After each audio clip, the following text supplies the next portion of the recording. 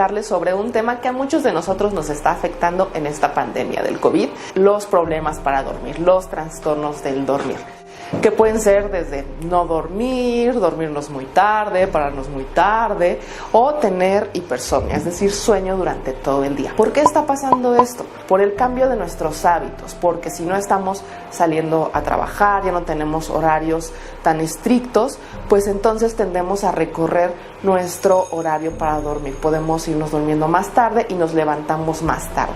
Eso cambia todo el patrón del sueño. Otra cosa que está afectando nuestros horarios del sueño son las actividades que tenemos a lo largo del día. Si nos levantamos tarde, desayunamos, comemos, cenamos más tarde y nos exponemos a diferentes patrones de luz como pantallas de televisión o computadoras, no salimos tanto al exterior, esto puede afectarnos. Otra situación que puede afectar también cómo estamos durmiendo es la ansiedad de lo que está pasando ahorita. Las preocupaciones, la información que estamos teniendo puede causarnos miedo, angustia, y esto puede afectar en cómo estamos durmiendo. La forma en que dormimos afecta nuestra salud en general, puede repercutir en que estemos irritables durante el día, a tener síntomas de tristeza, de angustia, de mayor preocupación. Por eso es primordial que podamos regresar a tener un adecuado patrón de sueño. Gobierno de México. Hola, ¿qué tal? Buenas tardes a todas y a todos.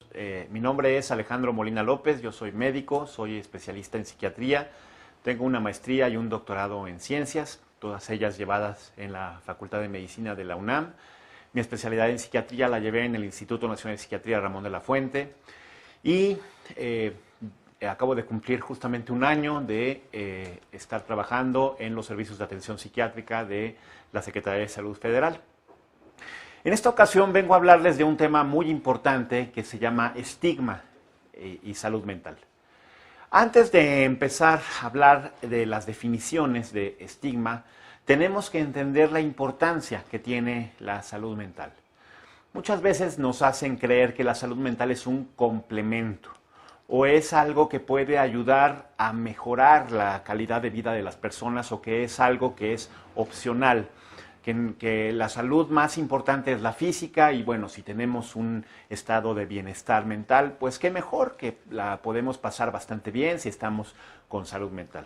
Pero en realidad la salud mental no es un complemento, no es algo opcional. La salud mental es algo indispensable, no solamente para nuestro bienestar, sino para nuestro desarrollo. Y no nada más para el desarrollo de nosotros como personas, sino también en la sociedad. Si como sociedad y como individuos no tenemos salud mental, pues no vamos a tener un estado de equilibrio o homeostasis, tampoco de bienestar y mucho menos de desarrollo. Entonces la salud mental va mucho más allá de sentirse bien, va mucho más allá de no estar deprimido, no estar nervioso, no estar estresado, no escuchar voces o no escuchar sentirse mal como tal. La salud mental implica un estado óptimo de bienestar físico, obviamente, pero va más allá de esto, de un bienestar emocional. Y no nada más sentirse bien emocionalmente, sino desarrollar todas las capacidades y oportunidades que tiene el individuo. Y al desarrollar las capacidades y oportunidades del individuo, también vamos a permitir que nuestro entorno, primero en nuestra microsociedad, que son la familia, y después en nuestra macrosociedad, que llamamos comunidad, también nos podamos desarrollar. Entonces, si es tan importante la salud mental, pues obviamente todas las barreras que impiden que tengamos esta salud mental que nos permiten desarrollarnos, son situaciones muy serias y muy graves que pueden determinar que no nos podamos desarrollar como seres humanos y que no ejerzamos el derecho pleno a todos los derechos básicos humanos indispensables. Entonces, estamos hablando de que la salud mental es un concepto muy importante. Puede venir o puede existir el problema de que entonces la salud mental, como no se reconozca o no se termine aceptando que es una situación altamente importante, pues hayan personas que consideren que no es un aspecto fundamental y que solamente algunas personas dentro de la sociedad en un momento dado pues tengan esta condición como aparte. Muchas veces nosotros se nos hace creer que hay algo que se llama normalidad. ¿Qué es normalidad? Pues en realidad no se sabe con certeza porque hay muchos conceptos de normalidad. Algunas personas dicen que normalidad es ser como la mayor parte de la gente. A eso se le llama normalidad por moda. La palabra moda significa pues que es un valor que se repite muchas veces. Entonces cuando escuchamos la palabra estar a la moda, no significa tanto vestirse cool o vestirse bien, significa vestirse como la mayoría se está vistiendo. Eso puede o no estar equivocado. Otras personas dicen que normalidad es funcionar adecuadamente. Entonces una persona puede también funcionar, ir al trabajo, ir a la escuela, por ejemplo, y eso pues nos puede hablar de que está haciendo lo que la sociedad espera que haga, pero esto no significa que la persona se sienta bien o que se esté desarrollando adecuadamente. El tercer punto es la normalidad por utopía, lo que sería ideal que hiciera una persona, pero eso puede variar de una persona a otra, el concepto de utopía o de lo ideal. Y en cuarto lugar, entonces, estaría la normalidad por norma, lo que nos dice la ley o lo que nos dice la Constitución de que es normal. Para la Constitución, entonces, somos un ciudadano cuando tenemos más de 18 años y un modo honesto de vivir. Y ya con eso somos una persona normal. Eso no nos permite saber si nos estamos desarrollando plenamente. Entonces, el problema es que, como estamos viendo, la normalidad es un concepto muy arbitrario.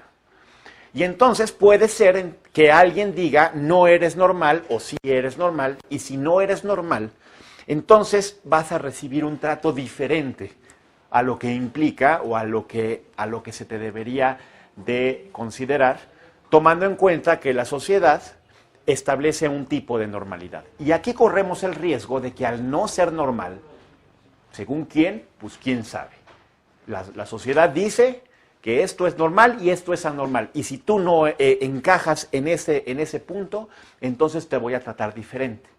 Y ahí empiezan a haber grandes peligros, porque si yo no cumplo con el principio de normalidad, que quién sabe quién dijo que es normal o anormal, pero si yo no cumplo con ese principio, o si Pedro, o si Fabiola, o si Juan no cumplen con ese principio, entonces van a ser diferenciados. Y esto implica que en vez de ser incluidos, sean marcados. Y aquí viene la primera y el meollo de mi plática. La marca o estigma es una desaprobación social severa de características personales que son percibidas como contrarias a las normas culturales establecidas. ¿Esto de qué habla? Pues de que si yo te catalogo como alguien que no es normal, según mi punto de vista, y si tú no formas parte de mi aceptación como normal, entonces yo te voy a tratar diferente. Y al tratarte diferente, entonces ya viene una situación aún más grave que el estigma, que se llama discriminación. La discriminación es toda distinción, exclusión o restricción que tenga como efecto impedir o anular el reconocimiento de los derechos y la igualdad real de las oportunidades de las personas.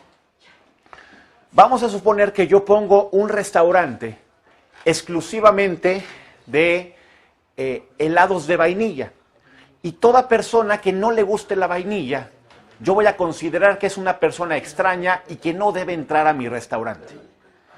Obviamente eso va a denotar pues una limitación en mi estructura de mi restaurante y va a limitar mi punto de vista, y va a hacer que muchas personas que no les guste la vainilla, sino el chocolate o la nuez o el mamey o el limón, pues digan, bueno, ¿de qué se trata en este restaurante?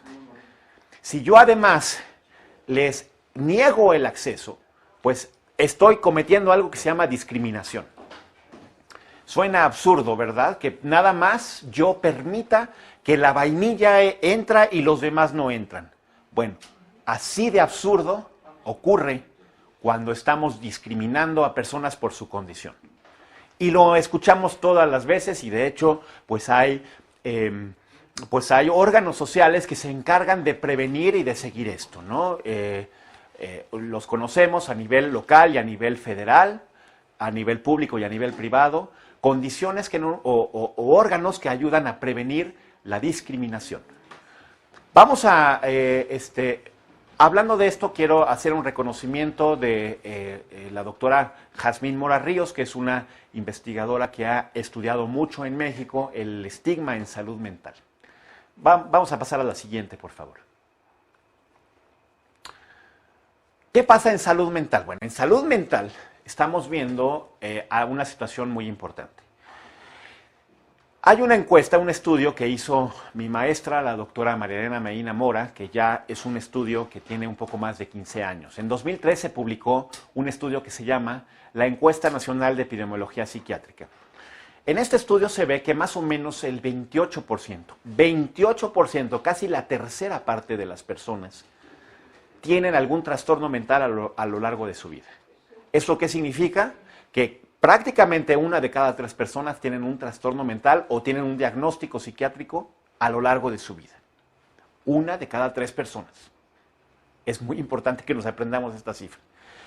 Esto es una cifra del año 2003. Estamos en 2020.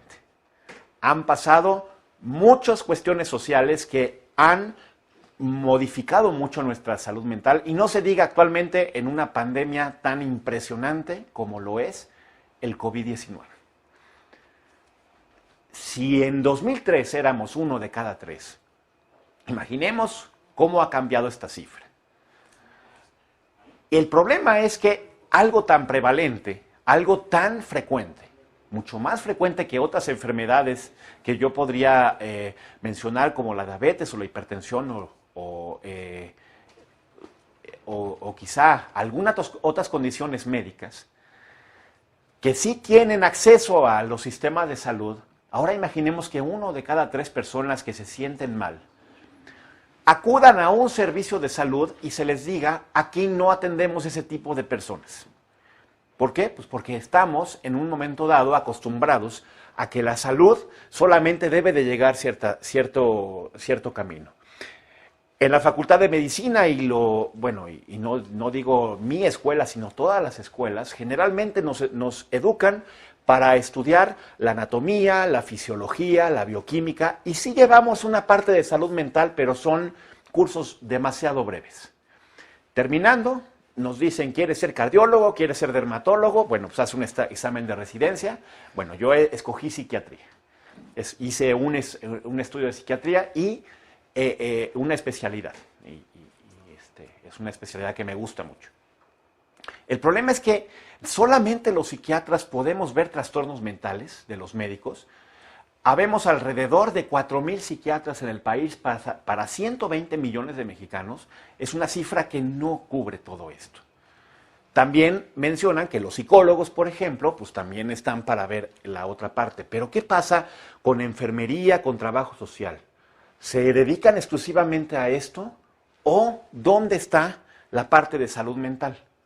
Eso no se debe nada más a quien hace los planes de estudio. Eso se debe a algo que se llama estigma estructural. El estigma estructural es cuando hay estigma no solamente en las personas. No es nada más porque yo tenga que leer un libro para quitarme la idea.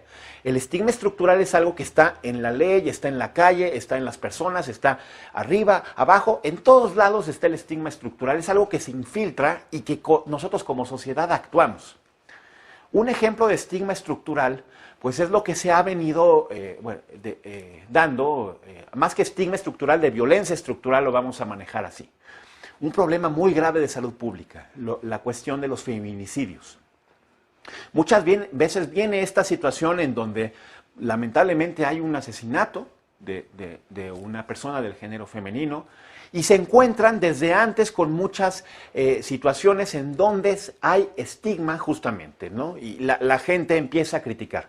¿Por qué lo hizo? ¿Cómo se descuidó? ¿Por qué iba en la calle, por ejemplo? Y tratamos nosotros de justificar que lo que ocurrió fue causa de la persona y no causa de todo un sistema que ocasionó todo esto. Y lamentablemente esto se permea pues a nivel de la ley, a nivel social, a nivel familiar, a nivel individual. Esto se trata de un problema estructural. También tenemos un problema entonces de estigma estructural, en la cual nuestras normas, nuestras políticas y nuestros procedimientos de entidades públicas y privadas, fíjense, no nada más tiene que ver el gobierno, la ley, sino también nosotros, sí, tú y yo, tenemos que ver justamente con esta parte de que el estigma tiene que ver con estas personas.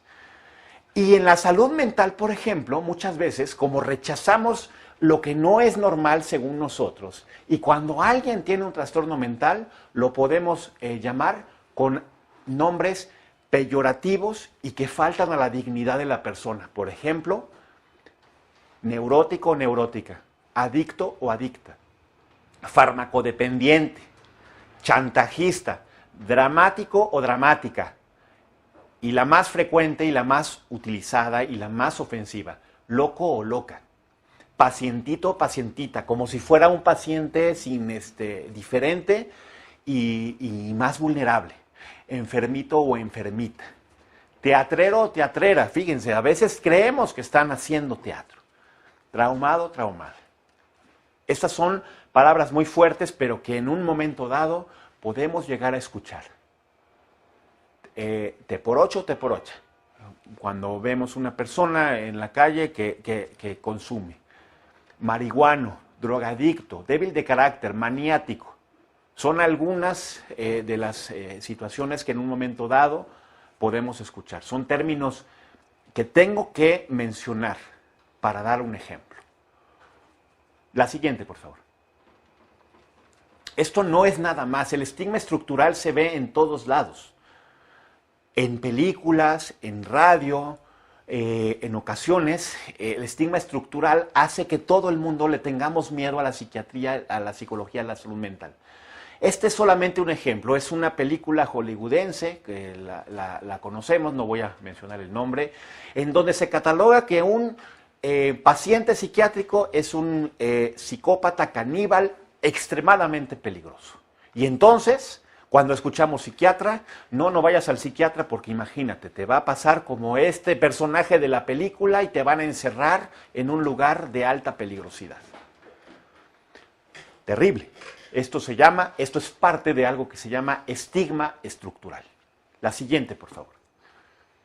La otra parte, esta es otra película de unos personajes que aparentemente son de comedia, pero así es como nosotros, en la sociedad se puede representar una familia de muchas personas que tienen un trastorno mental. Recordemos cómo se llama, no lo dirá el aire, es una de las familias que tienen uno de estos términos de estigma peyorativos. Y bueno, pues en su momento tuvo mucho éxito y nosotros desde el punto de vista nos reímos y hay unas aventuras muy graciosas en la serie, en las películas, pero en realidad estamos catalogando que son personas con trastornos mentales y son de alguna manera personas que pueden aportar situaciones de comedia o situaciones de estrés, pero no son personas que pueden aportar algo positivo a la sociedad. La siguiente, por favor. Esta otra, una película italiana que se llama Hospital Psiquiátrico, La Isla de la Muerte. Y si no nos vamos muy lejos, vemos muchas películas de terror en donde el lugar es el hospital psiquiátrico, donde hay los fantasmas más tenebrosos y más macabros, son justamente de antiguos tratos terribles, donde las torturas de la Inquisición se quedan cortas. Y todo esto forma parte del mismo estigma estructural, en donde psiquiatría, en donde salud mental es terriblemente estigmatizado. Ahora, no vamos a tener miedo entonces, y para que tú te reflexiones, realmente todo esto no ha hecho que le tengamos miedo a algo que en realidad es indispensable y necesario para nuestra vida y para mejorar como individuos, como familia y como sociedad? Te invito a que lo reflexiones y regresamos en un momento.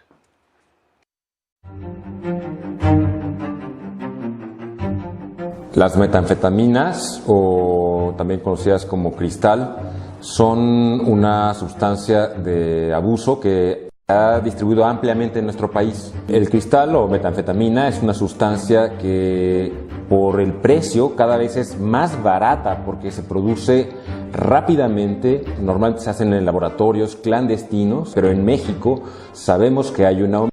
Esto propicia que el consumo se incremente y como es muy barato y como aumenta la actividad física y el estado de alerta, se consume cada vez más y más y más para trabajar, para hacer jornadas muy largas o cuidar a la familia o tener más horas manejando o para combinarla con otras sustancias.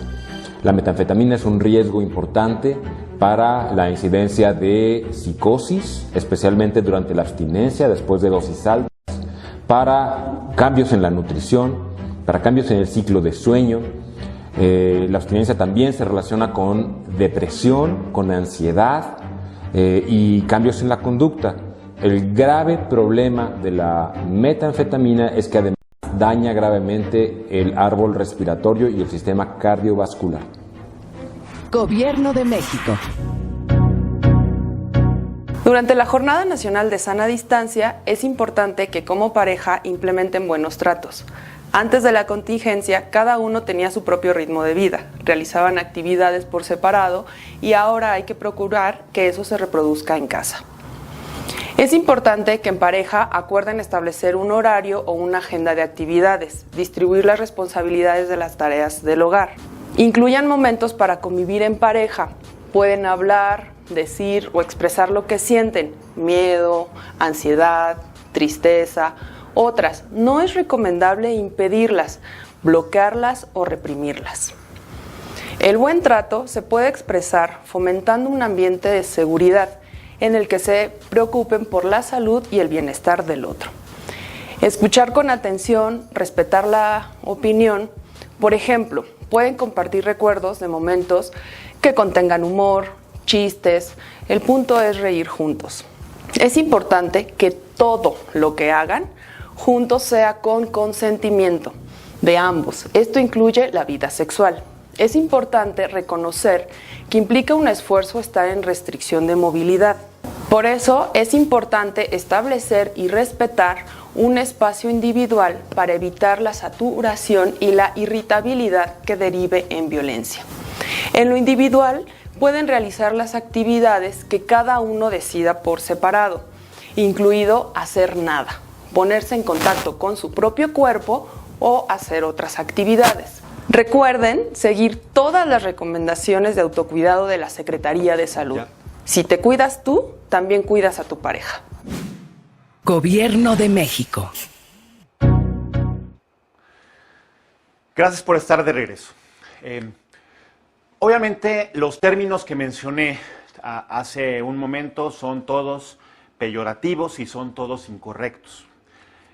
Sin embargo, en ocasiones es necesario abordarlos y es necesario atenderlos.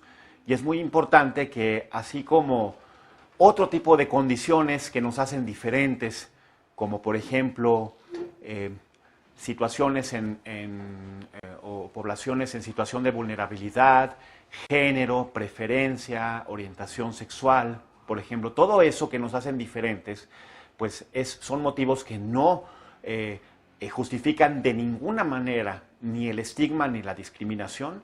De la misma forma, el tener un trastorno mental justifica que tengamos estos términos.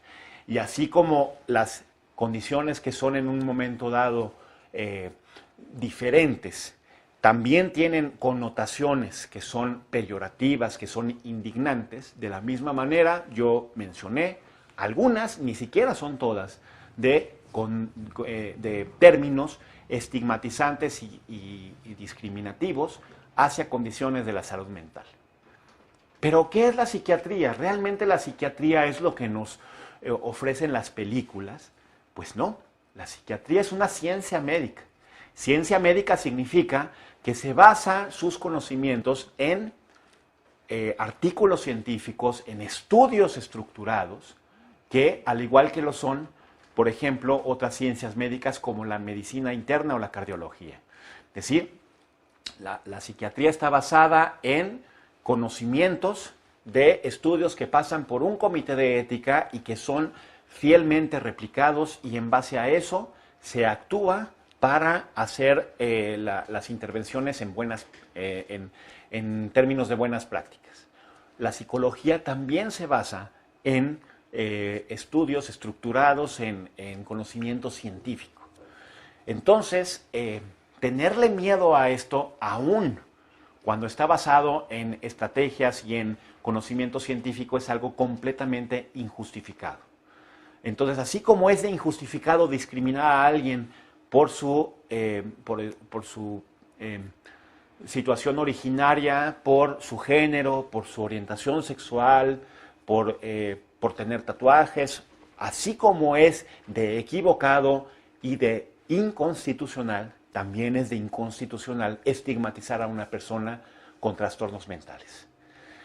Y bueno, por ejemplo, también como en la primera película, que se nos marca que un paciente psiquiátrico, o en este caso el personaje que era los dos, un paciente psiquiátrico y a la vez un especialista en psiquiatría, que lo llamamos en términos generales psicópatas, bueno, suelen pasar por personas normales y muy rara vez acuden al psiquiatra. Muchas veces los psicópatas realmente son personas que podemos toparnos con ellos en la vía pública. Podemos ver algunos casos de psicópatas y asesinos seriales famosos, tampoco mencionaré nombres, pero por ejemplo, pues, que son personas que son muy carismáticas y que engañaban a sus víctimas y una y otra vez asesinaban a alguien hasta que ya dejaban pues un camino lo suficientemente claro para que un detective muy especializado los pudiera en un momento dado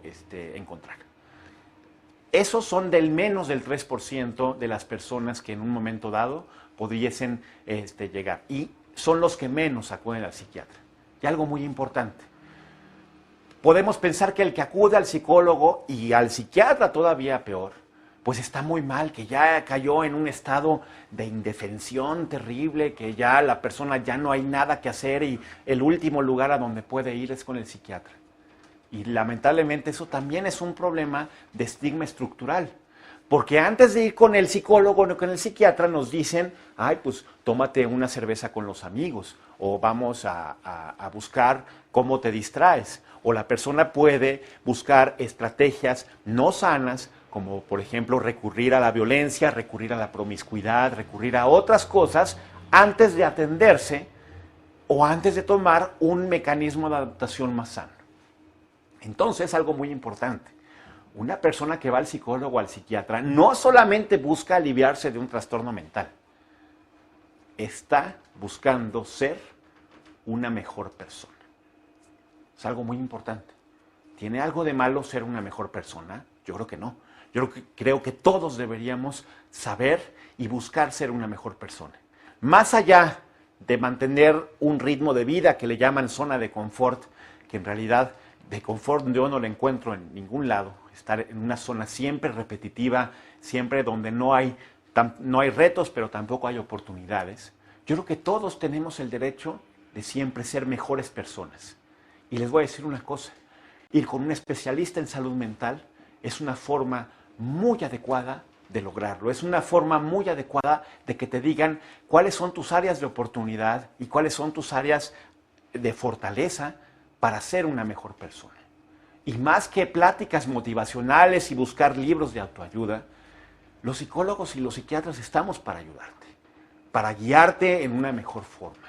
No para que nos tengas miedo porque viste 4 o 5 películas de que los psiquiatras encerramos a la gente y les hacemos experimentos medievales.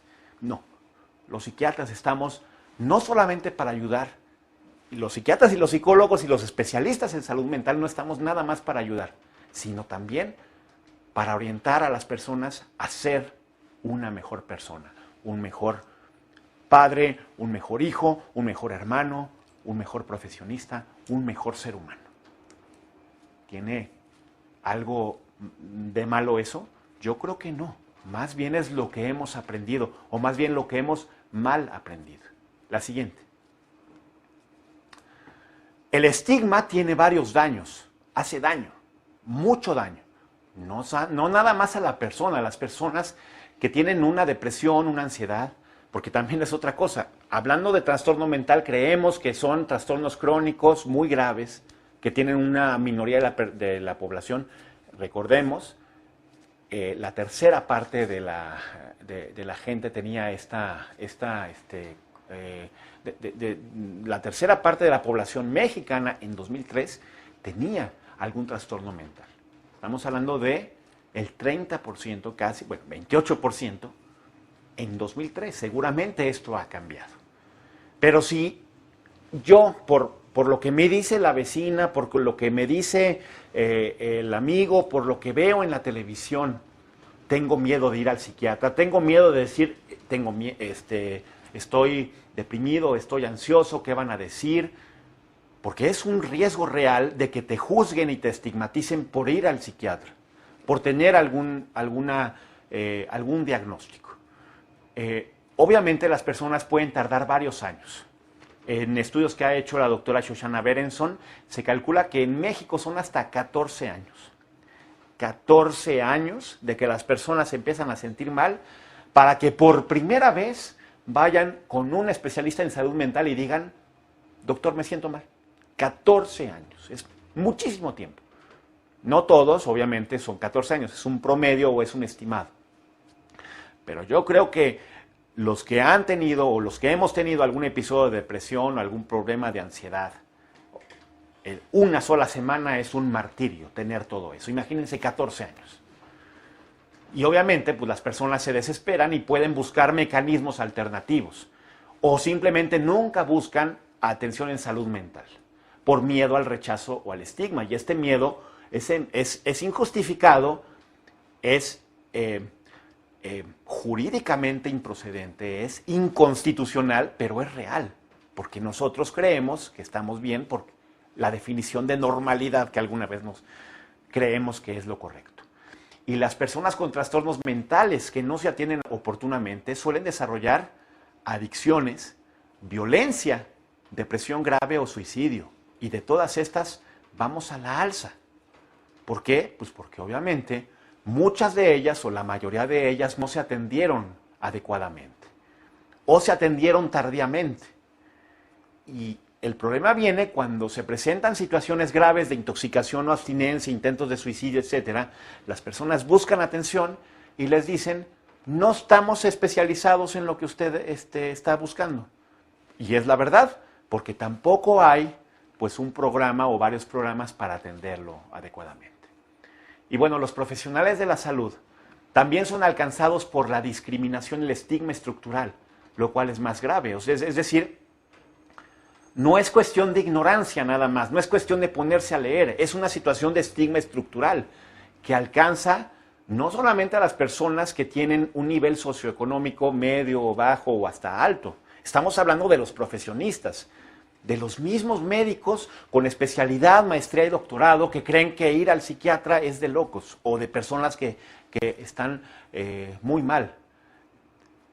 Es un estigma que alcanza a las personas más ilustradas y las personas que deberían estar más de alguna manera, más estudiadas o más sensibilizadas. La siguiente. Bueno, obviamente, pues esto es un problema grave, pero ¿cómo lo podemos resolver?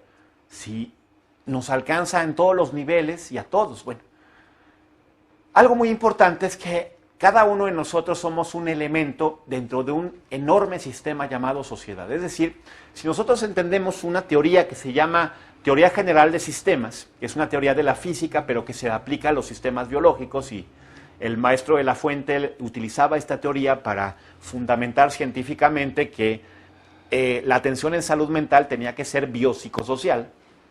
En esta teoría, pues somos un elemento en un sistema enorme que se llama sociedad. Y vamos a compararlo con con el sistema más famoso que conocemos, que es el sistema solar.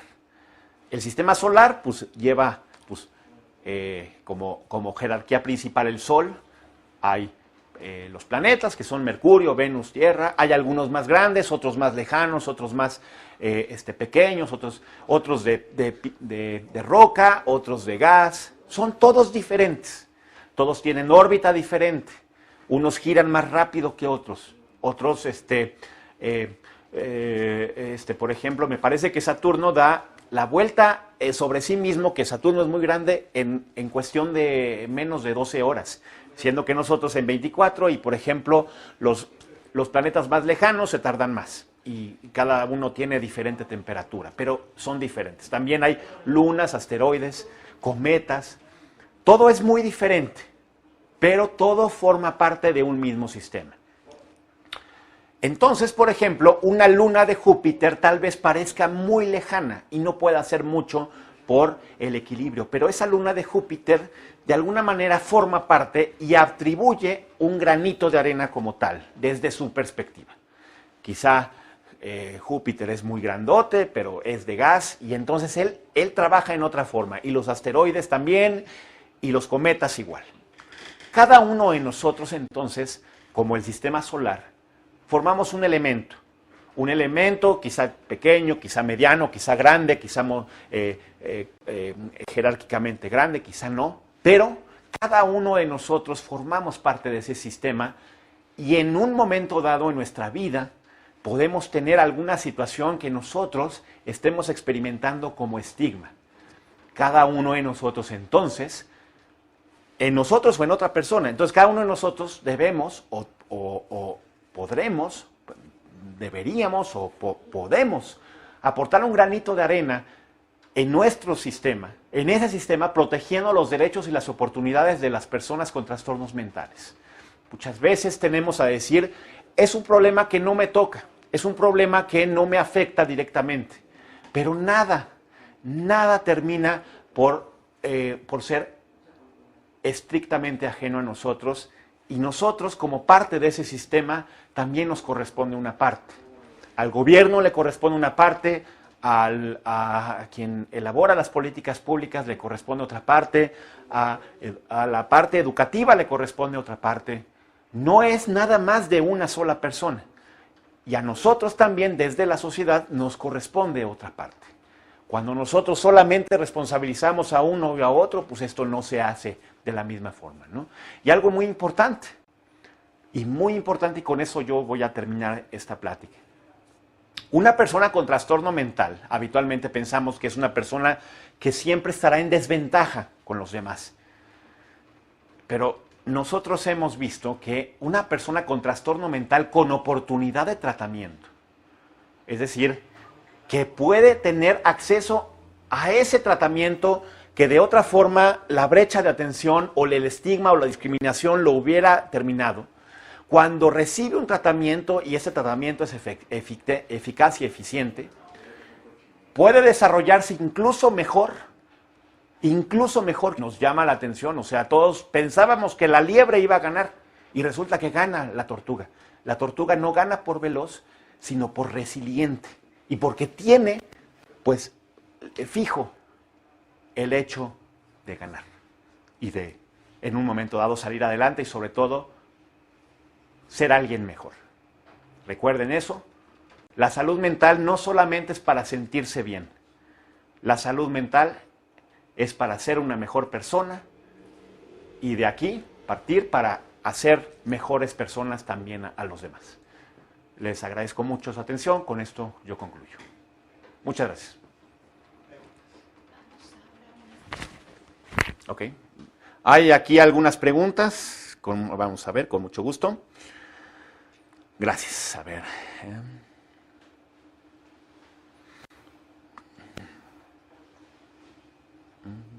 Aquí. Ok. Gracias, Karina. Perdón. Aquí están. Las voy a leer en orden como me fueron llegando. Lupita FL. Doctor, ¿cuál es el procedimiento para otorgar un dictamen de incapacidad por enfermedad mental? ¿Por qué es más complicado para otra enfermedad? Muy buena pregunta, Lupita. Bueno, esto es terreno de la psiquiatría forense. Y también hay otra cosa, esto de discapacidad mental es algo que solamente puede dar ni siquiera un psiquiatra, lo da un juez. Es un proceso que se llama juicio de interdicción. Y como su nombre lo dice, seguramente habrán en el auditorio personas que sepan mucho más de derecho jurídico, que derecho jurídico es un pleonasmo, perdón, de derecho procesal o de derecho civil. Esto lo debe de determinar un juez. ¿En dónde se dan pruebas? En dónde una persona es físicamente incapaz y, pues obviamente, el juez tiene que dictaminarlo. Entonces, tiene que intervenir dictámenes forenses, porque algo muy importante, un dictamen lo da un especialista, pero digamos que un juez es el único que puede declarar una persona en esta condición. Y por lo mismo de los derechos humanos se está discutiendo mucho si el juicio de interdicción pues, es algo válido. Pero pues, es algo complejo porque tiene que ser un proceso jurídico en el cual un juez tiene pruebas de que alguien no es emocionalmente capaz. Entonces, mientras un juez no dé este dictamen, todos somos personas perfectamente capaces e iguales a la Constitución. Entonces, es algo muy importante. El hecho de que una persona tenga un diagnóstico psiquiátrico no lo hace incapaz, ni mucho menos. Solamente la resolución de un juez es la que lo determina, y cuando la sentencia es así, es decir, después de un juicio, si el juez determina que una persona es incapaz, designa un tutor. Entonces, por eso es que es tan complejo, porque obviamente requiere de todo un proceso de jurídico. No es nada más, yo creo que tú eres incapaz y ya. Es una cuestión jurídica bastante compleja. Por lo mismo, porque pues para declarar a alguien que no tiene plenamente esta capacidad, no es a la ligera, tiene que ser mediante un proceso jurídico largo. Ok, muy bien. La segunda, Jacqueline Velázquez. Muchos de los niños diagnosticados con ciertos trastornos son en base a una supuesta normalidad y quedan expuestos a la discriminación. Bueno, muy bien, Jacqueline, no solamente los niños, todos en un momento dado pueden ser estigmatizados como no normales, son sujetos a discriminación. Y muchas veces los niños que podemos considerar como no normales pueden estar mostrando, por el contrario, capacidades superiores a los demás. Muy bien, espero haber contestado tu pregunta, Jacqueline.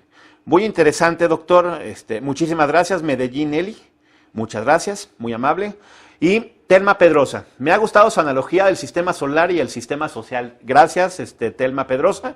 Creo que es la mejor forma didáctica de explicarlo. Cada uno de nosotros somos como una parte del sistema solar y pues, no todo le corresponde al Sol, no todo le corresponde a Júpiter o a Saturno o a la Tierra. Cada uno de nosotros tenemos una jerarquía diferente, una interacción diferente, y desde nuestra perspectiva, sea el Sol, sean los asteroides o sean los cometas, cada uno de nosotros tenemos una perspectiva diferente. Y bueno, creo que son todas las que me han llegado hasta ahora. Muy bien. No sé si hay algo más, ¿no? Si es así, les agradezco mucho su atención y espero que esta plática la hayan disfrutado, pero sobre todo que la apliquemos en nuestra vida diaria. Muchas gracias.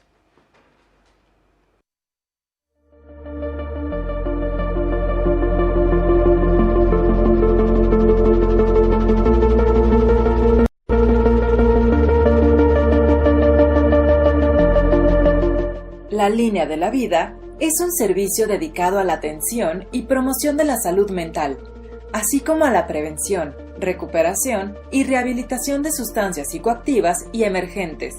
Nuestro objetivo es brindar atención personalizada a toda la población, sin distingos, incluido todo el personal de salud que en este momento en particular necesita todo el apoyo que les podamos brindar durante los 365 días del año. El apoyo es multicanal, vía telefónica, redes sociales y presencial, de manera profesional y con calidez. Además, se favorece el acceso a otros servicios de salud especializados mediante derivaciones a quien lo necesite. Gobierno de México.